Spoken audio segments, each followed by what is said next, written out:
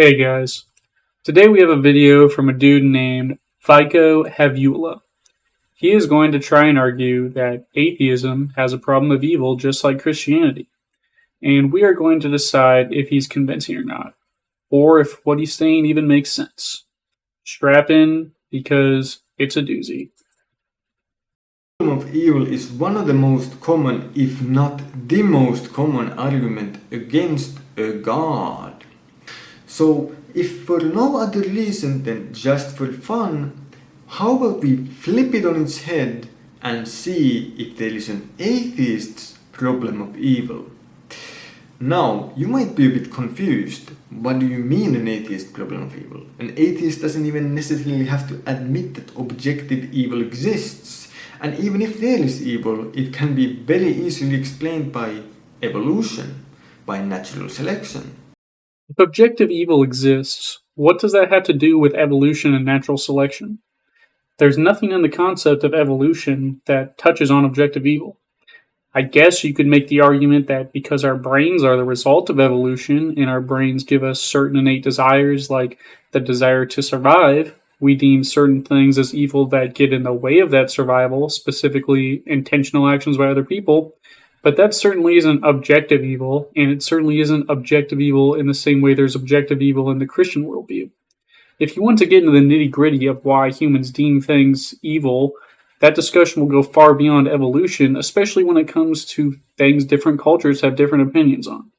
Sure, our brains are the result of evolution, but it's not like we're perfect creatures. So there's a lot more that goes into explaining what evil is and how we perceive it other than evolution.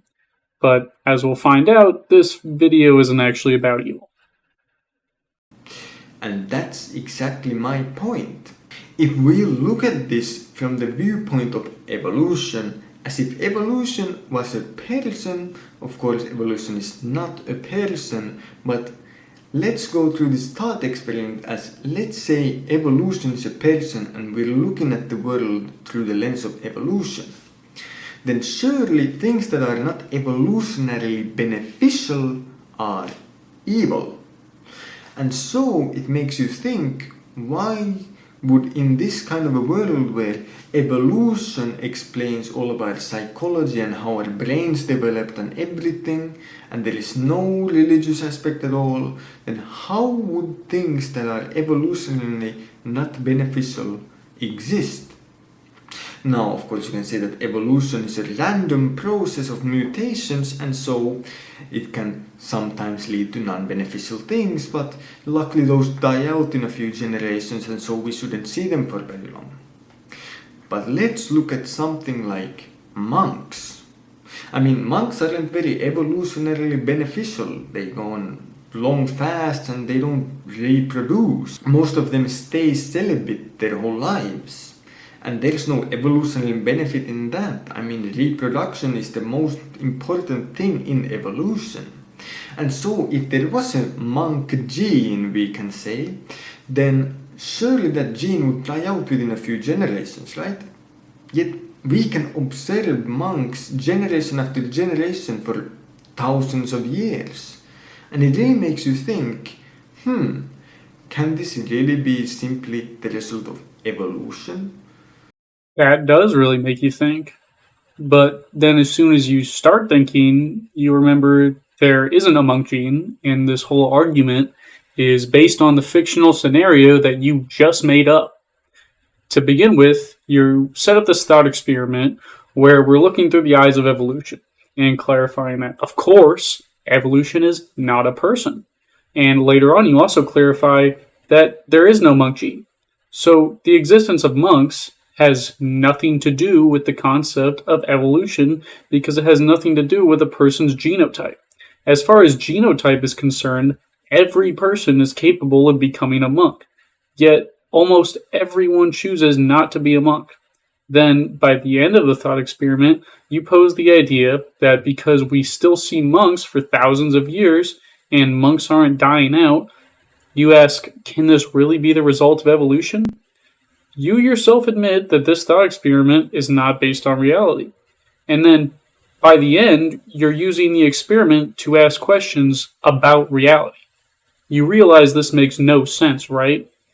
The way our brains work is a consequence of evolution, and our species is successful because we can work together and think abstractly to find ways that improve our chances of survival and quality of life, which allows our species to continue surviving generation after generation.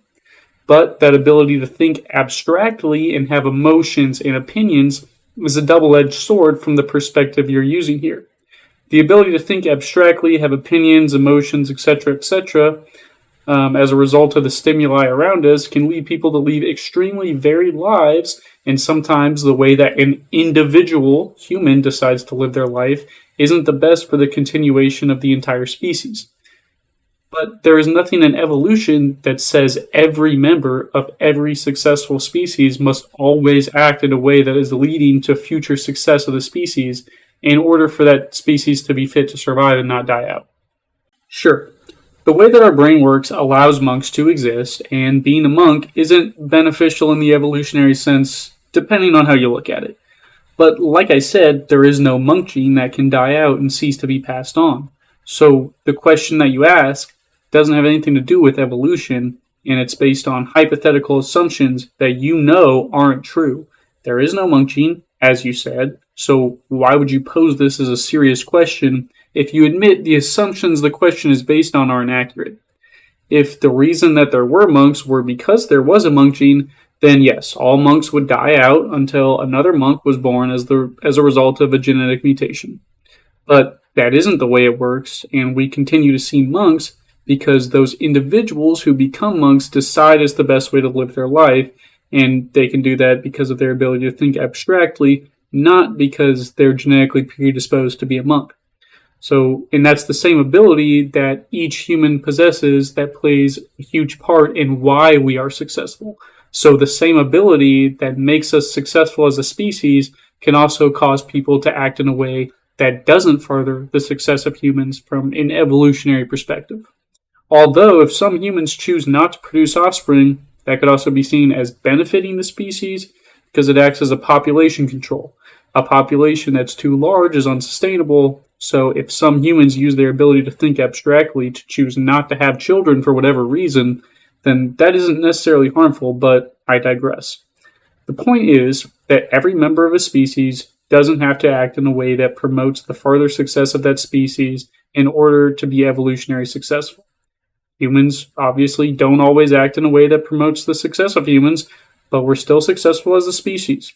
This reality does not contradict evolution, particularly because the abilities that we have that make us successful can also be harmful in certain circumstances, but not so much so that we die out. Therefore, we are fit to survive despite not being perfect. I don't know why you're acting like humans have to be perfect creatures for evolution to be accurate. That's not how it works. And it doesn't this kind of point and hint at there being some religious truth to the world, some immaterial thing that affects us that simply is not evolution? And now you might be saying, well, you know what, there is some way to explain it evolutionarily, and there could be. But the same way that the original problem of evil can be turned into a probabilistic argument, where it just says, well, yeah, maybe in a theistic world we can explain evil, but what is the probability that this evil is explained by a theistic worldview instead of an atheistic one? And the same way we can turn this atheist's problem of evil into a probabilistic argument. Yep, there might be an evolutionary way to explain why monks exist and all these other evolutionarily non-beneficial things exist, but what are the chances of that compared to the chances of there being something immaterial, there being some deity, there being some religious aspect that also influences us and allows for this to exist outside of just evolution? And that is the atheist's problem of evil. Wait, what? So the atheist problem of evil is what are the chances that things which are evolutionarily not beneficial are explained by evolution or theism? What do you mean, what are the chances? The concept of evolution is not contradicted by the fact that every single human behavior isn't beneficial to the continuance of our species. If the members of the species are able to survive and reproduce generation after generation, then that species is fit to survive even if some members of the species don't reproduce. This isn't about chances or probability. This is about what explains reality better and what has the most quality evidence. You have presented nothing that contradicts evolution here, and you have presented no evidence that some form of theism or something supernatural is behind the existence of behaviors that aren't evolutionarily beneficial. If you think that it's theism, then great, go with that. I don't think you'll convince anyone who isn't already convinced, but you can think whatever you want. Once again, the concept of evolution doesn't say a species has to be perfectly fit for survival in every way to be fit for survival. And you haven't even told us why the alternative to that has to be some form of theism. You just created this false dichotomy that it's either evolution or theism that explains things that aren't evolutionarily beneficial. Of course, I think the whole idea of what you're saying is stupid because you haven't pointed out any features of reality that contradicts evolution. The existence of monks does not contradict evolution, as I explained earlier. But if you're going to ask, what are the chances that it's evolution or theism which explains these things that aren't evolutionarily beneficial, how would you expect one to even calculate these chances? What equation would you use? What factors would be considered in this calculation? Is there even a way to do this that accurately represents reality? I don't think you have an answer to any of these important questions. But going back to the chances and probability thing you were saying, the problem of evil for Christians is not a probabilistic argument. The argument is asking the question, if God is all-powerful and all-loving, then why does he allow evil to exist? The problem is that if he is all-powerful and all-loving, he would have the means and motivation to create a world with no evil. But there is a lot of evil, whether you mean it in the objective Christian sense or from, most people's subjective point of view, there is evil in the world. So the logical conclusion is that he either isn't all-loving, isn't all-powerful, or he doesn't exist. This isn't a probabilistic argument, it's arguing that God's stated attributes are contradictory to his actions or lack of action. Where is the probability? Now, going back to the question I asked, is there a way to calculate these chances in a way that accurately represents reality? In response to your question, what are the chances that things not evolutionarily beneficial are caused by something religious or evolution? The answer is no. We cannot calculate the chances in a way that accurately represents reality. Chances and probability only factor into things that we can observe and repeat and account for all the variables. We have one universe, and really only one planet with life to study. We do not know for sure if it was created by some deity or if there was no supernatural influences or any other theory out there for how the world got here. We know that the probability of heads or tails in a coin flip is 50-50 because we know for a fact that there are only two options. And unless you're some kind of master coin flipper that has, the ability to control the result, there is nothing affecting the probability of heads or tails other than chance. You can still use probability for things that, have other factors influencing them as long as your calculations account for those factors. When it comes to what is the probability that evolutionarily unbeneficial behaviors are caused by something supernatural or religious or evolution, we cannot calculate a probability for that because there are too many unknown factors. For one, we don't even know if supernatural things exist. How could we calculate a probability for something to be caused by something that hasn't even been proven to exist? On top of this, you haven't even given us an actual reason to think that the answer would be supernatural. You just pretended that evolution means we are supposed to be perfect beings who always act in a way that benefits the species as a whole. And that said something along the lines of, it really makes you think, can evolution alone explain it? And then jumped right to theism and supernatural stuff with no actual justification. The whole premise of what you're saying doesn't make any sense. We aren't even talking about genetics anymore. We're talking about the existence of monks. This is so far removed from evolution but you're acting like it's this catch-all term that literally explains everything, and you're acting like the personal life choices of individuals contradict the concept of evolution. What are you talking about? When you ask, what are the chances that these behaviors, like becoming a monk, is caused by supernatural influence or not, what kind of answer are you expecting? When you ask, what is the probability of this, what you're saying doesn't make any sense. So it isn't a problem of evil for atheism, it's a problem of you not understanding probability or evolution, or the fact that you have to actually argue your positions rather than misrepresenting someone else's. You can't just assert them like this, providing no actual reason for people to believe what you're saying and expect anyone to listen to you. It even goes beyond that because you showed that you know being a monk is not genetic. You know evolution is not a conscious being. Yet you're making arguments based on those assumptions you know to be false. It all makes zero sense. Either you're being disingenuous or you're completely incompetent and somehow forgot that your own thought experiment wasn't actually based on reality. Now, let's look at a few possible answers. An answer could be that, hey, religion as a concept itself is evolutionarily beneficial, and so that's why religion as an evolutionarily beneficial thing can exist even if it results in non-beneficial things like monks. But the problem you run into with that answer is that, well, if you say that religion is evolutionarily beneficial, then doesn't that kind of mean that we should be religious? That there is some reason for us to be religious? Aren't you basically making an argument for society to be religious now instead of atheistic? And if you say, well, okay, it doesn't have an evolutionary benefit, then we're back at the problem of, well, why does it exist if evolution is the only thing that influences our world? I mean, surely this would be better explained by there being a deity, there being some immaterial force that influences us alongside evolution.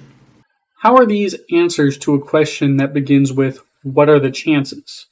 When you get into these answers, it's like you forgot everything you just said about probability, but whatever, I guess I will still address your answers. To begin, whether religion is evolutionarily beneficial or not is up for debate. Sure, there are benefits like unifying a group of people, but there are also downsides depending on the specific religion, such as prejudice against certain medical advancements like blood transfusions. Even if you come to the conclusion that religion is evolutionarily beneficial as a whole, that doesn't make it true. So if your goal is to seek true answers about the world, which is my goal, then whether religion is evolutionarily beneficial or not doesn't factor into deciding whether it's something to follow or not. If you decide it is not evolutionarily beneficial, then the fact that it exists does not contradict evolution because, once again, every behavior of a species does not have to be beneficial for evolution to be true. If you decide that it is beneficial, that doesn't contradict evolution either. Isolating certain behaviors and deciding whether or not they're evolutionarily beneficial has no bearing on whether evolution or some form of theism is true, or if there is something supernatural affecting evolution. The creatures of Earth don't need to be perfect for evolution to be accurate. It's simply a concept that describes the process of how the genetics of organisms change and are passed on generation after generation. Evolution does not have influence over our world. Like I said, it isn't actually a person. It is a concept used to describe a process that happens in our world. And nothing in the concept of evolution says things that aren't evolutionarily beneficial can't exist. It especially doesn't say anything about things like religion, which have nothing to do with the human genotype. Because our brains have the capacity for abstract thought as a result of evolution, every person is capable of being an atheist or a theist, regardless of their genetics. Evolution is about genetics, not beliefs. Your inability to understand what evolution is doesn't mean that there are supernatural influences affecting our behaviors. Now, maybe these influences exist, but if they do, you're doing a terrible job arguing for them. And so there can never really be a position where you can say that the atheistic worldview is good and it explains the world very well. Because if you are to say that religion is evolutionarily beneficial, then that's beneficial. It's something that we should do. We should be religious. And if you're to say that it's not evolutionarily beneficial, then it's like, well, how do you explain it then? How do you, through evolution, explain us being religious and having all these things that are not evolutionarily beneficial, yet somehow state that, well, there is nothing immaterial and only evolution influences us? To begin, the atheistic worldview is only one position on one issue, and that is saying that there is no gods, or at least the person saying they're an atheist, they haven't been convinced of the existence of any gods. The focus of this video is on evolution, which I acknowledge the existence of. If evolution wasn't a thing, then the agriculture industry that I work in would look entirely different. But I just wanted to make it clear that not every atheist acknowledges evolution, and while most atheists do acknowledge it, they do not have to. And the concept of atheism in a vacuum has nothing to do with evolution. Moving on. Like I said, deciding that religion is beneficial does not make it true. And if it isn't beneficial, there is nothing in evolution that says it cannot exist, especially since being a theist or an atheist isn't in someone's genotype. The way our brains work as a result of evolution allows us to think abstractly, as I've said many times now, which is why we can think about immaterial concepts such as religion. Once again, this ability to think abstractly goes far beyond religion, and it's one of our core attributes that makes us fit to survive. If thinking abstractly gives us the ability to create all these things in our society that make survival easier, and also the ability to understand and accept or reject various religions, then religion will never go away, whether it's beneficial or not, because the ability to understand and participate in religion is part of a much larger human attribute that makes us fit to survive. You're trying to keep this narrow focus on religion and evolution, but you're omitting everything surrounding it. You're acting like being religious is a genetic trait when it isn't, and you're ignoring the fact that the ability to be religious is a very small part of a larger aspect of humans, one which overall makes us fit to survive, whether you're religious or not. The ability to be religious comes from the ability to think abstractly. So as long as abstract thought is keeping us alive and making us fit for survival, then religion will come along for the ride, whether it's beneficial or not. And of course, the same ability to accept religion also allows us to reject religion. So if your argument is that people are religious, so there must be some truth to it, that argument is easily shot down by the fact that there are people that reject religion. Someone, if not everyone, has to be wrong. And before you say it, more people being religious than non-religious doesn't mean that any of the teachings of the practiced religions are accurate, especially since many of the world religions contradict each other.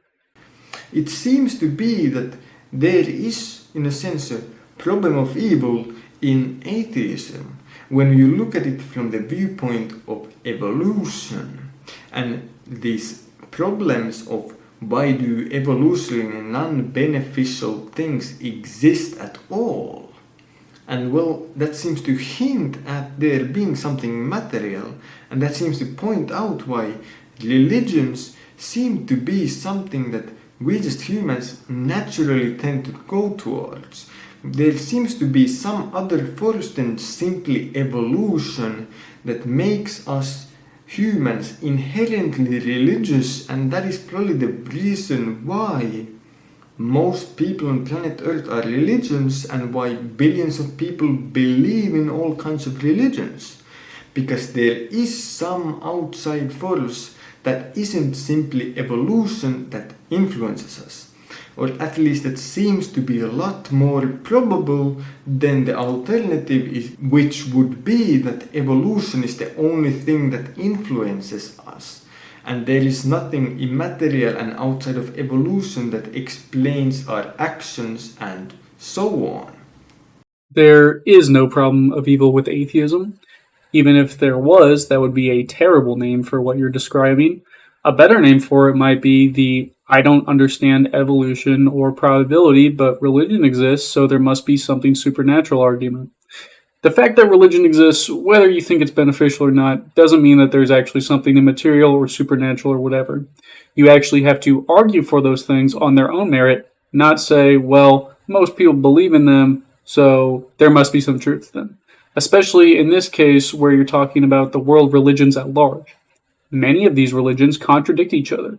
So if there are all these different religions in the world with vastly different explanations of the world, how is that evidence for their truth? Maybe if they all said the same thing, you might have something, but that isn't the case. So I don't know why you brought that up. How does any of this point to some unknown force in the world affecting our behaviors?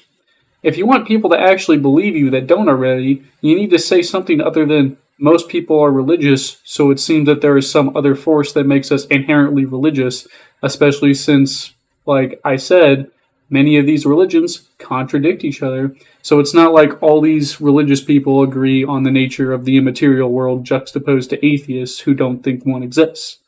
To be clear, not every atheist rejects immaterial aspects of the world, but I digress. On top of this, we aren't inherently religious. So I did this quick Google search, which gave me an estimate that about 7% of the world's population are atheists, and about 16% are simply non-religious. So I'm pretty sure that 7% is included in that 16%, but not everyone is like, oh, well, I'm an atheist. Some people are just like, I don't have any affiliation. So while most people are religious, our species certainly isn't inherently religious. Even if we were, once again, that wouldn't be proof that these religious beliefs are accurate, especially since there are so many different beliefs across religions that often contradict each other, like I've said now. So now the video is almost over, and so far you've got not all humans are perfect from an evolutionary standpoint, which of course doesn't contradict evolution. You've got most people in the world are religious, and well, that's pretty much it. If you want to convince anyone of anything with this video, the last 50 seconds have got to be pretty compelling, so let's see what you got. But what do you think? Do you think that there is an atheist's problem of evil? Do you think that you can explain through evolution why there are monks and all of these other things that simply are not evolutionarily beneficial? Do you think that this is no problem at all? Or does this hint at there truly being some religious aspect that is true, which then influences us on top of evolution and allows for these non-evolutionarily beneficial things to exist, because there is something outside of evolution that also influences us? What do you think? And anyways, thanks for watching and have a great day. Oh, I guess that was it. Well, since you asked nicely, no, I don't think that there is an atheist problem of evil. As I explained, the capacity for people to be religious is a small part of a much broader aspect of humans that is undeniably beneficial for our survival, and that is the ability to think abstractly. I think I already explained why this aspect of people is useful and how it also allows people to be religious, whether religion is good or bad. And of course, lots of people believing something doesn't make the thing actually true. So that isn't really an argument anyways. Overall, pretty weak arguments from this video. I rate it 2 Bibles out of 10. Please do better next time. Thanks for watching, especially if you made it this far. I will see you in the next one.